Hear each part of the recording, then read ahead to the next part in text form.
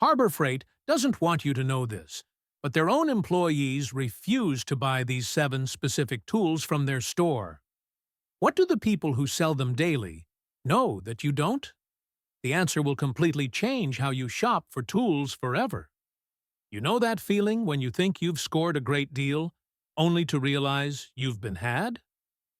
Well, Harbor Freight's Pittsburgh Automotive Fluid Transfer Pump is basically that feeling turned into a $20 tool. This little pump sits there on the shelf, looking innocent enough with its bright packaging and bargain price tag. Makes sense, right? Save some cash on a simple fluid transfer job. But here's where things get messy, literally. The plastic hoses have about as much staying power as a New Year's resolution. Pop off after just a few uses, leaving you with oil all over your driveway and a vocabulary your neighbors probably didn't know you had. And the weird part is, it's not even consistent failure. Sometimes the hose pops, sometimes it just develops mysterious leaks that turn your garage floor into a slip and slide. Then there's the internal seals. These things wear out faster than tires on a NASCAR track. Some folks report total pump failure before they even finish their first oil change. Think about that. You buy a tool specifically for one job, and it can't even complete that job once. It's like buying a raincoat that comes pre-installed with holes. Sure, it looks like rain gear, but good luck staying dry. The real kicker? Those savings disappear quicker than free donuts in a break room. Between replacement costs and the time you'll waste cleaning up messes, you're actually spending more money. Most people end up ditching this pump for something like a Mitivac, which runs $50 to $70, but actually keeps fluids where they belong. Here's the bottom line. If you work on vehicles even occasionally, this pump will leave you with messier hands than a toddler eating spaghetti. But that's just the beginning of Harbor Freight's quality control issues. Wait until you hear what happens when their measuring tools can't even measure straight. Next up, those bargain measuring tapes that'll have you questioning your sanity faster than a politician's promise. Harbor Freight's measuring tapes under $10 seem like a no-brainer purchase. Who doesn't need a tape measure, right? Well, here's the kicker. These things are about as accurate as a weather forecast. You'll mark your wall thinking you've got the perfect spot, only to discover you're a quarter-inch off. That's like trying to park a Buick in a compact space. Close doesn't count. The spring mechanism inside these tapes has the reliability of a 70-year-old's memory. Sometimes it jams completely. Other times, it snaps back so fast it nearly takes your thumb with it. I've seen guys wrestling with these things like they're trying to reel in a marlin. But here's where it gets really annoying. Those numbers printed on the tape, they rub off faster than enthusiasm at a tax audit.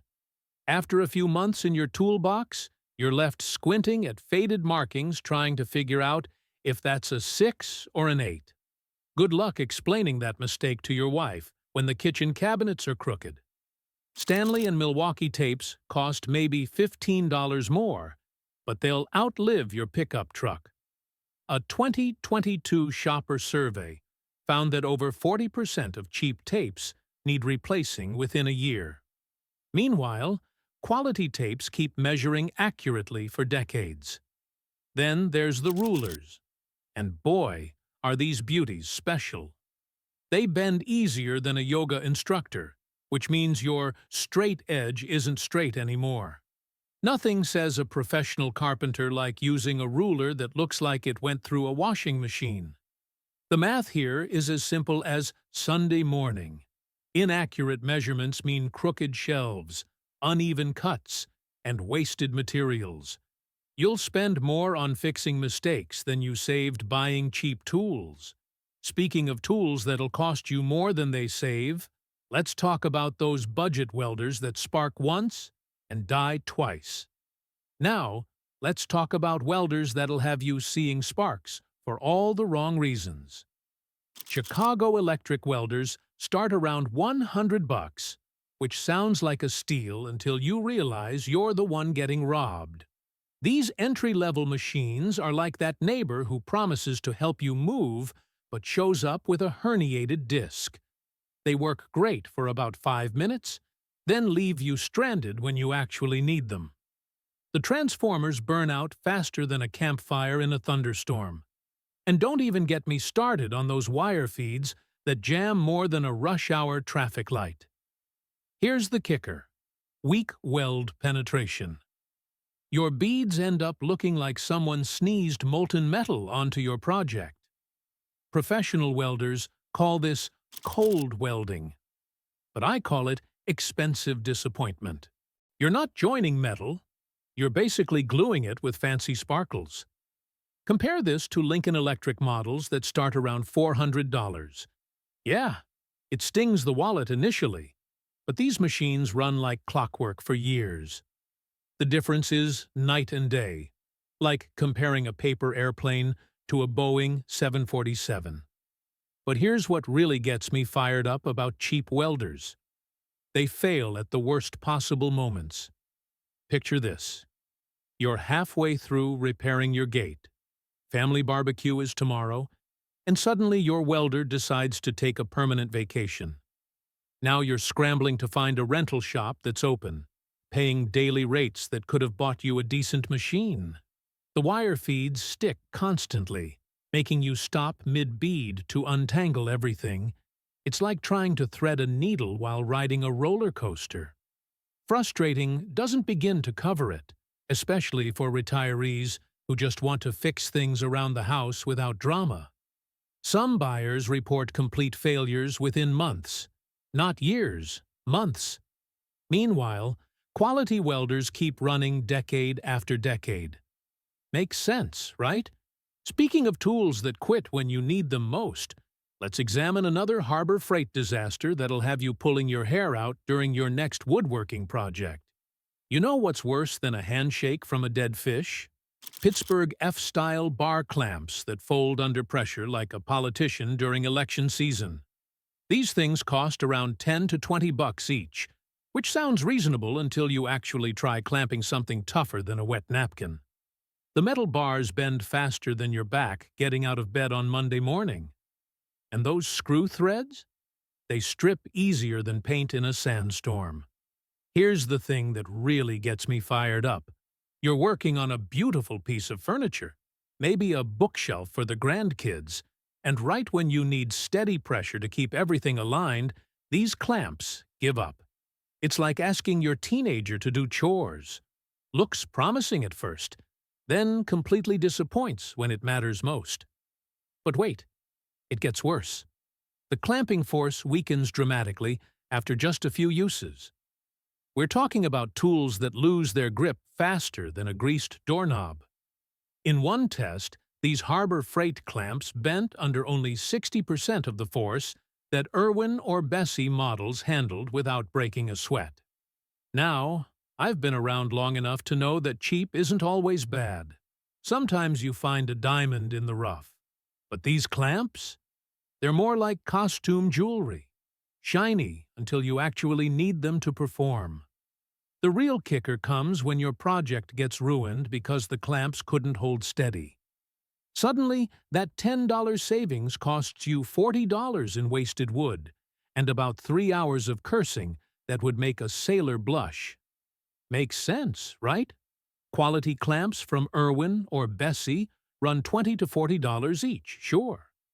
But they'll outlast these Pittsburgh pretenders by years, not months. Your projects stay straight, your joints stay tight, and your blood pressure stays reasonable. Speaking of tools that'll raise your blood pressure, let's talk about something even more frustrating than weak clamps.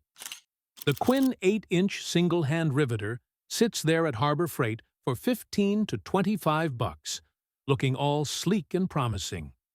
One-hand operation. What could go wrong? Well, everything. This thing jams up faster than a photocopier on Monday morning. You'll get maybe 3 or 4 rivets in before the internal mechanism decides it's time for a coffee break. The smooth action you're expecting? Forget about it. It's rougher than a cob. Here's what really gets me. You're in the middle of a project, maybe fixing your trailer or working on some metal repairs, and click. Nothing. The riveter's stuck tighter than a pickle jar lid. Now you're standing there with half-finished work, wrestling with a tool that costs less than dinner at a decent restaurant. But why does this happen so often? The internal parts are made from softer metals that wear down quickly. Makes sense, right? When you're selling something this cheap, corners get cut somewhere.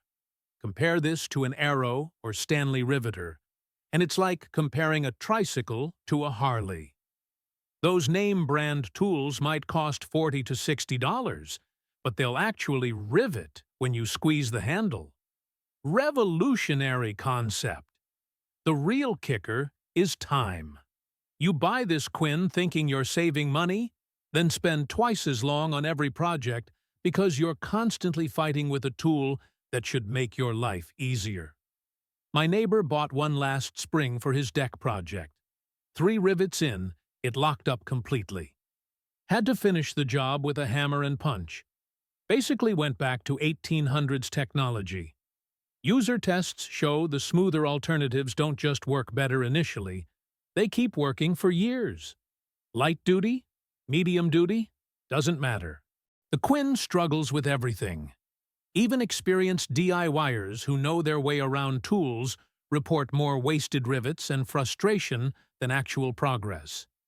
When your tool fights you harder than the project itself, something's seriously wrong. Speaking of things that fight you when they should help, you'd think a toolbox would be simple, right? Metal box, drawers that slide, locks that work. Well, Harbor Freight found a way to mess that up too. Their entry-level boxes start around $50, which sounds like a steal until you try opening the drawers. The slides stick worse than peanut butter on the roof of your mouth.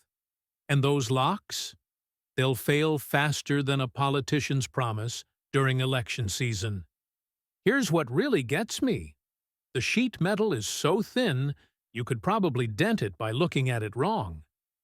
I watched my neighbor load his new Harbor Freight box with basic hand tools, nothing heavy. Within 2 weeks, the drawer faces were loose and wobbling like a shopping cart wheel. The welds are about as reliable as weather forecasts. Thin, weak spots that crack under normal use. One guy at the hardware store told me his drawer literally fell out while he was looking for a screwdriver. Can you imagine? Tools scattered everywhere like confetti at a retirement party. But the real kicker is how these problems slow you down. When you're in the middle of a project and need that one specific wrench, the last thing you want is wrestling with a stuck drawer. It's like trying to open a pickle jar with arthritis. Frustrating and time-consuming. The drawer slides themselves are bottom barrel quality. They bind up, catch, and eventually wear out completely.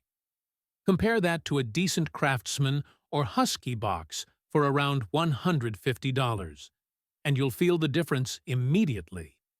Smooth as butter, built to last. Old-timers always say the same thing about tool storage. Buy it once, cry once. Spend the extra money up front, and you won't be cursing your toolbox every time you need something. These Harbor Freight boxes are like buying a briefcase made of cardboard. Sure, it holds stuff, but good luck when life gets rough. Speaking of things that wear out too quickly, let's talk about their consumable tools that'll have you running back to the store more often than you'd like. Well, here's where Harbor Freight really gets sneaky with your wallet. Their consumables, drill bits, saw blades, sandpaper, seem like absolute bargains at $5 to $20 per pack. But here's the kicker. They dull faster than a butter knife at a steak dinner. The metal content in these bits is so low, you're basically drilling with hardened Play-Doh. I've watched guys go through 3 Harbor Freight drill bits on a single project that would have taken 1 decent Bosch bit to finish. Makes sense, right? And don't get me started on their saw blades. They cut through lumber about as cleanly as a spoon cuts through concrete.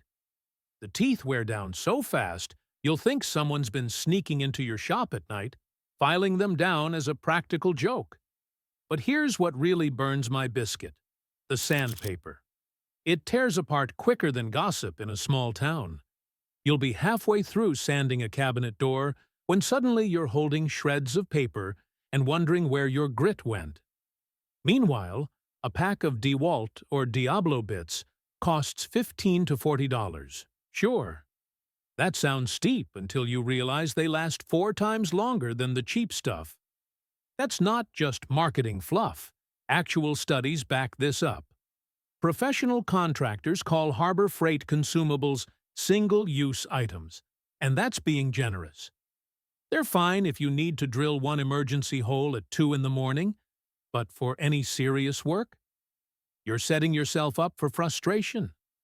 The weird part is how this false economy tricks people. You think you're saving money buying cheap consumables, but you end up spending more replacing them constantly. Plus, there's the time factor. Constantly changing dull bits slows down every project. Quality consumables give you crisp holes, clean cuts, and smooth finishes.